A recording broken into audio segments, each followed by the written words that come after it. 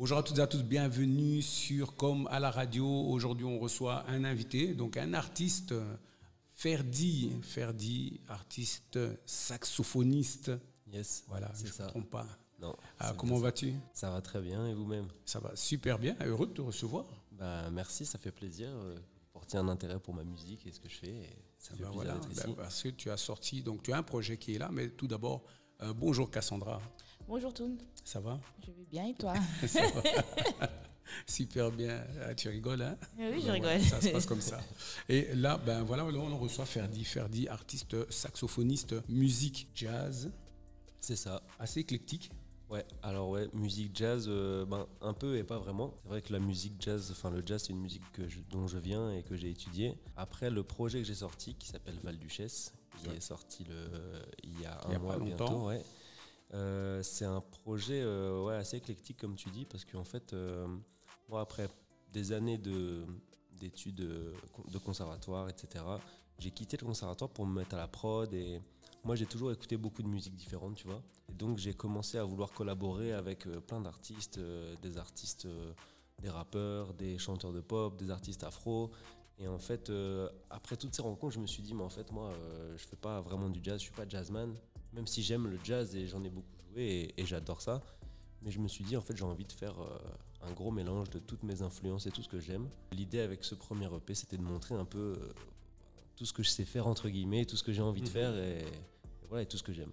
Comme tu dis d'ailleurs que tu as une panoplie vraiment élargie, donc au niveau de la musique rap, afro, tout ce qui est vraiment éclectique. Et on sent dans ta musique que voilà, tu as vraiment cette envie d'exprimer ce que tu fais. Et le saxophone, parce que souvent, j'ai dit jazz au début, mais c'est vrai que souvent quand on entend saxophone, on se dit, bon, c'est jazz, etc., automatiquement. Mais maintenant, on est rentré dans une ère où la musique a évolué, où la musique est perçue différemment et où on peut explorer les différentes facettes des instruments qu'on utilise pour partager sa musique. C'est clair. Comme tu dis, le saxophone, c'est identifié comme un instrument de jazz parce que déjà, c'est un instrument assez récent dans l'histoire de la musique et il a explosé avec le jazz, qui était à un moment le courant de musique numéro 1. Et c'est vrai que c'est un courant qui a vieilli. Je pense que les jeunes d'aujourd'hui, ils n'écoutent pas nécessairement beaucoup de jazz, même si ça peut être un truc qu'on écoute, évidemment. Mais du coup, moi, je me suis dit... En fait, tu vois, depuis que je suis petit, j'ai jamais pu rêver et me projeter et me dire ouais, je fais du saxophone et en fait, moi, je veux devenir une star ou j'aimerais bien, tu vois, parce qu'en fait, il n'y avait pas d'exemple, il n'y avait pas de saxophoniste de mon temps, de mon ère, qui étaient des main artistes entre guillemets, tu vois, et qui sous le feu des projecteurs, quoi. Souvent, c'était des sideman, des musiciens qui jouaient pour d'autres artistes, etc. Il y a un moment, il y a eu une rupture un peu dans ma carrière et je me suis dit en fait, j'ai envie de faire ça. J'ai envie d'amener le saxophone au premier plan en 2022 et que ce soit quelque chose que ce soit normal d'écouter ça, tu vois. Bon, même si, il n'y a pas normal, ça veut rien dire, mais tu vois, que ce soit un truc qui attire l'oreille des jeunes, l'oreille des gens qui sont un peu, qui s'intéressent aux projets qui sortent en ce moment, qui écoutent de la musique moderne, qui écoutent des artistes, qui écoutent de tout, tu vois. Mais... Et toi, tu ramènes ça au premier plan et ça devient moderne. On a Val-Duchesse, le premier EP qui est sorti. Et donc là, avec pas mal d'autres sons, il y a des collabs. Alors, sur l'EP Val-Duchesse, du coup, qui est sorti, l'idée, c'était de faire... En fait, moi, j'ai fait beaucoup de collaborations depuis 2 ans, avec des artistes un peu en tout genre, plus ou moins gros, mais que des artistes avec qui ça s'est très bien passé. Et après cette trentaine de collaborations, je me suis dit, je sors un projet, et ça serait un peu... La solution de facilité, entre guillemets, c'était d'inviter tous les artistes avec qui j'ai collaboré pour faire plus de streams, ou que ça étende un peu... que ça m'ouvre plus de portes et je me suis dit non, le premier en fait je vais faire un truc juste instrumental avec pas de voix du tout mais j'ai quand même invité Bezo qui est que tu as déjà reçu d'ailleurs, je crois. Très très bon artiste aussi. Et SO Bezo et du coup le seul feat du projet c'est Rémi parce que déjà il m'a aidé à faire le projet, on a beaucoup travaillé ensemble, il m'a vraiment guidé. Parce que lui, il fait ça depuis déjà un moment. Et donc voilà, la seule collaboration qu'il y a sur Val-Duchesse, c'est avec Bezo sur 5h34. Ok, et sur Val-Duchesse, donc comme on peut entendre le titre, Val-Duchesse qui, pour moi, ça pétille, c'est comme un champagne. Donc je ne sais pas si l'idée était vraiment de mettre ça avec Val-Duchesse qui donne cette Ouais. connotation-là. Je ne sais pas. Hein. Mais c'est marrant que tu dises Champagne parce qu'en fait, Val-Duchesse, bon, alors pour la petite histoire, moi je suis allé tourner tous mes visuels à Nice sur la Côte d'Azur avec mon réalisateur qui a fait toute la direction artistique du projet qui s'appelle Virgile Hombach. Et donc Virgile vient de Nice et sa grand-mère qui était belge a immigré à Nice quand il y a je sais pas 60 ans je pense. Ok. Elle a ouvert un Donc hôtel. ça remonte. Ça remonte. Elle a ouvert un hôtel qui s'appelle le Val-Duchesse. Ok. Donc à Cagnes-sur-Mer, et on a logé là-bas, on a tourné tout autour de cet hôtel, et on a tourné dans l'hôtel aussi. Et c'est vrai que, je sais pas, le nom, il me parlait de ouf, tu vois. Et donc je me suis dit, c'est vrai que j'avais pas de nom pour l'album, on va pas se mentir. Et au moment de trouver un nom... Là, tu spoil, là. Tu spoil. L'inspiration. Tu vois, c'est vrai que c'est compliqué de trouver un nom à de la musique instrumentale, Ouais. puisqu'il n'y a pas de paroles, donc il n'y a pas de référence à un texte. Donc c'est un peu plus conceptuel. Et donc c'était un peu une évidence. Et quand on s'est renseigné, quand j'ai demandé à sa grand-mère pourquoi Val-Duchesse en fait, et ben elle m'a dit en fait les Val-Duchesse, il y en a plusieurs en Belgique, c'est des lieux où les hommes politiques belges, ils signaient, ils avaient des conférences et tout, un peu un truc de, pas du gratin, mais tu vois, c'est un peu un truc de la haute comme ça, un peu aristocratique. Et elle a voulu Exact. casser ce truc-là. C'était un motel en fait, Val-Duchesse, c'est un hôtel très accessible où tu gardes ta voiture et tu as une chambre, tu vois, donc elle a voulu casser ce truc-là et elle a appelé ça Val-Duchesse en hommage quand même à son pays, Ok. la Belgique. Eh ben voilà, comme quoi on apprend. Hein. Voilà, Tous les jours. le Val-Duchesse. Exactement, Val-Duchesse. Alors là, donc l'EP qui est dispo sur toutes les plateformes. Hein. Mhm. Et donc là, cette idée de faire un EP, pourquoi est-ce que tu as voulu te simplifier la vie, on va dire? Ah, pourquoi un EP, pourquoi pas un album? Oui, pourquoi pas? Ben, pour plusieurs raisons. La première, je pense, c'est que déjà, c'est un premier projet et il fallait que ce soit un format assez compact parce que la manière de consommer la musique, elle a vachement évolué depuis ces dernières années, tu vois. C'est vrai que même moi, quand je vois un album de 20 morceaux, tu vois, je l'écoute pas plus forcément en entier, alors que moi, c'est vraiment un truc que j'essaie de faire, c'est écouter les albums en entier de la première à la dernière chanson, à la première écoute. Je trouve que c'est vachement important. En tout cas, normalement, l'album, il est construit pour être écouté comme ça. Donc j'avais envie que déjà mon projet il donne pas la flemme de l'écouter et qu'on se dise waouh, il y a 20 morceaux de saxophone là, tu vois. Je me suis dit vas-y, je vais faire un petit format. La deuxième raison, c'est aussi que je me cherche encore, donc j'avais pas forcément 1 heure de musique à proposer. En tout cas, moi j'étais pas assez, j'ai beaucoup de morceaux qui dorment, etc. Mais j'étais pas, tu vois. Je me suis dit 5 morceaux là, je suis sûr des 5. Ouais, J'ai envie de proposer ça, j'ai envie de sortir ça et ça c'est cool. Voilà. On voit de ton expérience que tu as quand même, avec toutes les collabs que tu as fait, tu aurais pu, comme toi-même tu as dit, c'est vrai que tu aurais pu aller avec toutes ces personnes, proposer quelque chose d'encore plus fort. Ouais. Mais est-ce que ça, c'est pas pour ton deuxième projet, par hasard? Eh ben, tu mets le doigt dessus. Ouais, en fait, du coup, là, j'ai 2 projets qui arrivent. Donc moi, j'ai beaucoup collaboré avec un producteur bruxellois dont je ne dirai pas le nom car je garde un peu l'exclu, mais on a j'avais peur que tu spoiles encore. Non, on refera une interview de promo quand le projet sera sorti. Ça va. Mais du coup, on a un projet en collaboration qui arrive, qui sera prévu pour juin, et mon deuxième projet, qui sera sûrement un album cette fois-ci, ça va te plaire. Ok. Sera également prévu.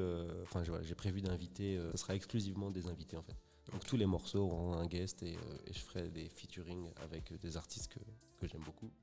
Je m'étais fait la même réflexion par rapport à certains instruments. Là, tu parles du saxophone, donc qui est surtout attaché au jazz, pardon. Blues, à la musique. Et moi, j'avais cette réflexion à propos d'autres instruments comme le violon, par exemple, qui sont des instruments très classiques en fait. Hein. Et c'est vrai que quand je regarde aujourd'hui sur Instagram notamment, je vois que beaucoup d'artistes qui jouaient ces instruments-là, aujourd'hui justement se retrouvent aussi, ont mis leur instrument au premier plan et ne jouent plus juste cet instrument-là dans un cadre classique, mais peuvent même se mélanger à d'autres genres. Par exemple, avec des rappeurs, j'ai beaucoup vu dans des cérémonies aux États-Unis, les Grammys et tout ça, où on invitait justement des violonistes, etc., qui faisaient du violon ou un autre instrument purement classique normalement, mais dans un cadre de R&B, de rap. Ouais, c'est clair. Et je vois ça de plus en plus. Alors, je ne sais pas si c'est très clair ce que je raconte, mais c'est juste que je bien sûr, vois ça capté. de plus en plus. Et, comme si comme si j'ai l'impression que maintenant, tous les différents genres de musique pouvaient collaborer en fait. Il n'y a plus la musique classique d'une part, il n'y a qu'une manière de jouer le violon. Tu peux le faire d'une autre manière également, par exemple. Ben, je pense que dans l'histoire de la musique, il y a une rupture quand même avec l'arrivée des MPC, du sampling et tout, l'arrivée du hip-hop. Il y a une rupture où, du coup, dans les années 90, la musique, ça devient plus exclusivement un truc réservé aux gens de la haute ou aux gens qui ont l'argent de mettre leurs enfants à l'école de musique. Okay. Tu vois, là, c'est l'arrivée, moi, avec le jazz aussi avant, mais là, je parle de l'arrivée du hip-hop et donc du sampling et de la musique électronique qu'on connaît maintenant. Cette rupture, elle est intéressante parce que du coup, la musique, elle se démocratise, tout le monde peut faire de la musique, ça se vérifie encore maintenant, tu vois. Enfin, il y a des artistes comme Jul, ils ont percé dans leur chambre, en fait, tu vois. Il n'a jamais eu de cours de musique et pourtant c'est un des artistes les plus respectés aujourd'hui en France par exemple. Cette rupture maintenant, on arrive dans l'autre sens. Du coup, il y a une réinclusion des musiciens qui reviennent un peu en studio. Et du coup, maintenant les albums, je trouve ça hyper riche parce que tu vois, sur un album de hip-hop ou de dance, du coup, les mecs en studio, ils vont se dire en fait voilà, nous on fait ça sur notre ordi, mais peut-être ça serait trop cool de faire venir, tu vois, là j'ai un sample de saxophone. Moi souvent on m'appelle pour ça. On me dit ouais, tu vois, là j'ai un sample et tout, c'est du sax, mais en fait je sais pas, j'ai pas envie qu'il sonne comme un sample ou j'aimerais bien aller plus loin, donc tu voudrais pas rejouer des trucs qui ressemblent à ça. En fait, maintenant il y a ça devient plus naturel. Ouais, et donc on arrive à un truc où il y a une mixité vraiment hyper intéressante dans la création des albums, tu vois. Et comme tu dis, au Grammy, même en live et tout, par exemple, je sais pas, pas au Grammy, mais tu vois, en France, il y a la Philharmonie de Paris, c'est un orchestre à cordes très connu. Et eux, ils invitent chaque année, ils font une émission où ils invitent des rappeurs connus à jouer leur single avec toute la philharmonie, tout l'orchestre de 150 cordes, tu vois. Okay. Donc, je connais ça. J'avais vu, je crois qu'il y a un équivalent aussi en américain, enfin anglophone en tout cas. Ouais, bien sûr. Ouais, il y en a dans chaque pays, il y a des trucs un peu comme ça. Ouais, non, c'est top ça. Tu redécouvres cool. La musique différente. Enfin, une chanson que tu as écoutée d'une certaine manière, tu la redécouvres autrement. Voilà, acoustique avec des musiciens et tout, et c'est intéressant. En vrai, moi je trouve que tous les processus de mixité artistique, tu vois, quels qu'ils soient, sont intéressants de toute façon. Et ça, c'est vrai que moi, c'est ce que j'essaie de faire. Non, mais c'est top. Et juste une question un peu plus personnelle, tu joues du saxophone depuis combien de temps? Enfin, ou depuis que tu as quel âge? J'ai commencé le saxophone à 7 ans. À 7 ans. Donc là, j'ai 27 ans. Et c'est toi qui as un jour demandé à tes parents de t'inscrire, faire du saxophone, ou c'est eux qui t'ont suggéré? Mon père, il adore la musique, il est mélomane, tu vois. Et du coup, ils m'ont inscrit à l'école de musique. D'abord, il y avait une année de formation un peu où tu apprends le solfège et tout ça, où tu fais de la flûte. Moi, les notes, voilà, je connais ça. Toi aussi, tu as fait. Non, mais je connais. Mais j'y allais pas trop, moi, j'aimais pas le truc théorique et tout, ça m'intéressait pas, tu vois. Du coup, je loupais pas mal de cours pour aller au foot. Et en fait, il y avait des présentations d'instruments. Et du coup, le saxophone, c'est une des présentations que j'ai pas loupées. Et ça m'a séduit tout de suite. Moi, la forme, tu vois, je suis assez matérialiste. J'aime bien les beaux objets, les trucs, les vêtements, tout ça. Et donc, quand j'ai vu la forme du saxophone, je me suis dit, ouais, je veux faire ça, moi, c'est stylé, tu vois. Donc, j'ai choisi. Et puis, tu n'as plus jamais lâché. C'est un choix d'enfant. Donc, après, sans le vouloir, t'es un peu enfermé dedans. Tu sais, quand ça fait déjà 5-6 ans que t'en fais, et ça se passait bien et tout, j'allais pas changer d'instrument, même si j'ai jamais vraiment voulu, tu vois, mais du coup, c'est resté, ça vient de là, du coup. Voilà, d'accord, parce que j'allais te demander, tu as toujours, parce que comme tu dis, c'est un choix d'enfant, est-ce que cette relation-là a toujours été paisible, ou il y a des fois où tu te disais, bon, je vais mettre mon saxophone un peu de côté? J'en ai marre, j'ai envie de faire autre chose. Ouais, bien sûr, okay. Surtout quand t'es petit, tu vois, moi je te dis, moi je suis fan de foot, j'adore le foot. Quand j'étais petit, je voulais aller au foot avec mes potes, et c'est vrai qu'au bout d'un moment, le conservatoire, il prenait tellement de place que je pouvais plus aller au foot. Du coup, tu vois, c'était frustrant. Même je rentrais de l'école, tu avais déjà eu toute une journée de cours et je devais faire 15-20 minutes de saxophone. Quand tu as 10 ans, c'est un truc, c'est lourd. Pour moi, qui suis un peu flemmard, c'était beaucoup, tu vois. Mais mon père, il a tenu à m'en faire tout les jours, au moins 15 minutes. Et c'est vrai que c'est une routine pour les gens qui apprennent un instrument ou qui veulent en faire. Le fait de faire tous les jours, ça t'aide à intégrer le truc. Ça devient beaucoup plus naturel, beaucoup plus vite, quoi, tu vois. Voilà. Ça fait partie des clés. Petite technique. Oui, un bon conseil. Un conseil de plus. Oui. Voilà. Et maintenant, toi, tu navigues entre la Belgique, la France. Ouais. J'habite en Belgique quand même depuis 9 ans. Ouais, depuis 9 ans. Et alors, mais comment tu trouves la Belgique? Je suis fan absolu de la Belgique. Je ne partirai jamais. Jamais je ne partirai de ce pays. Non, mais j'ai été... déjà, moi, ma vision de la musique et de ma carrière, même de mes envies dans la vie, elle a vachement... tout s'est créé ici. Tu vois, je suis arrivé à 18 ans. Voilà, moi j'ai découvert la vie ici, en tout cas la mienne, tu vois. Et je me suis trouvé mes rêves ici et j'ai rencontré plein de gens super. Moi, je pense que la Belgique, c'est une terre d'accueil, c'est hyper bienveillant, tu vois. Au début, du coup, j'arrivais, je connaissais pas grand monde. Quand j'allais dans un bar voir un concert, un truc, le temps de rien que de commander une bière, je rencontrais déjà le mec à côté de moi au bar, il me parlait, tu vois. Il était bienveillant en mode ah salut, qu'est-ce que tu fais. Tu sais, en France, c'est un peu plus cloisonné, je pense, et socialement, en tout cas, c'est pas pareil. Même je viens du nord de la France et c'est déjà réputé pour être assez social et chaleureux et ouvert, ouais. Mais en Belgique, j'ai encore plus senti ça, tu vois. Puis même, j'ai rencontré plein d'artistes. Je te dis, moi, j'ai découvert plein de musique, tu vois. Surtout, la scène afro-bruxelloise, elle est assez en mouvement, tu vois. Il se passe plein de trucs. Ça commence à fort bouger. En plus, du moment où toi, tu es arrivé jusqu'à maintenant, ça a commencé vraiment à fort évoluer. Ouais, de ouf. Ah ouais, j'ai senti à fond une évolution et j'ai découvert plein de musique et de culture que je connaissais pas, en fait. Et que j'avais envie de connaître, tu vois. Moi, ça a toujours été un objectif de pouvoir jouer toutes les musiques possibles, en fait. Et ça a influé dans ta musique? Bien sûr, ça m'a blindé influencé parce que voilà, quand tu veux essayer de jouer tout, c'est pas si facile, donc tu vas écouter des trucs, machin, et en fait, en écoutant des trucs, il y a des trucs qui te plaisent, donc je les écoutais encore plus, j'allais plus loin dans le truc, et au final, après, quand je me suis dit, qu'est-ce que j'aime bien, je me suis dit, il y a trop de trucs que j'aime bien et que j'ai envie de faire. Donc l'idée, c'était de les mélanger, et tu vois, Val-Duchesse, il y a le morceau éponyme de l'album, le deuxième morceau qui s'appelle Val-Duchesse, c'est un morceau afro, tu vois, c'est un morceau, à la base, c'est l'inspiration, c'est un amapiano, tu vois. L'amapiano, c'est un courant d'Afrique du Sud. Ça revient à la mode. Ouais, ça revient fort. C'est un mix entre la house et l'afrobeat. Et voilà, moi, je voulais faire un morceau amapiano, tu vois. Donc j'ai dit à mes potes, les gars, moi, je vais faire l'amapiano. Ils m'ont dit, j'étais sûr, ça va pas faire trop babtou et tout. Je fais frère, moi, si je veux faire l'amapiano, je fais de l'amapiano, tu vois. Je m'en fous, tu vois. Et voilà, et donc c'est un morceau que j'aime beaucoup. D'ailleurs, il y aura sûrement un remix avec un artiste avec qui je collabore, Made in Paris, qui aime beaucoup l'amapiano. On spoil pas. On spoile pas, mais on spoil un petit peu quand même. Mais voilà, le premier morceau, c'est un peu plus R&B, soul, assez, tu vois, c'est une balade un peu R&B qui, moi, m'évoquait un peu la musique des années 2000 que j'aime bien, Alicia Keys, tout ça. Enfin, Alicia Keys, tout ça, c'est bizarre de dire ça, mais tous les artistes R&B du début des années 2000, tu vois, qui m'ont beaucoup inspiré aussi.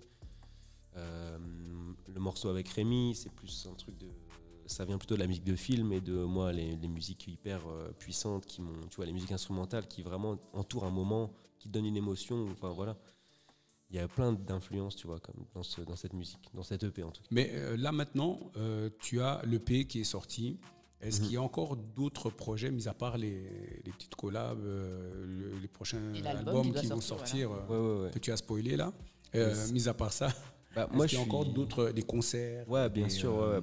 Du coup, le 15 décembre, j'organise une soirée à Bruxelles, une soirée de sortie. En fait, mon anniversaire, c'est le 21. Du coup, je me suis dit, je vais faire une release birthday party où bon anniversaire. Je présenterai l'EP en live et en même temps, j'invite des potes à jouer, à mixer et tout ça. Et sinon, du coup, moi, je suis musicien de live quand même à la base. Je suis musicien pour les autres avant d'être un artiste, à part entière. Je travaille avec Pete notamment, qui est un rappeur bruxellois. Là, on a une tournée en 2023 qui sera bientôt annoncée. J'ai une tournée avec Dabble aussi, un autre artiste avec qui je travaille, qui fait de la funk.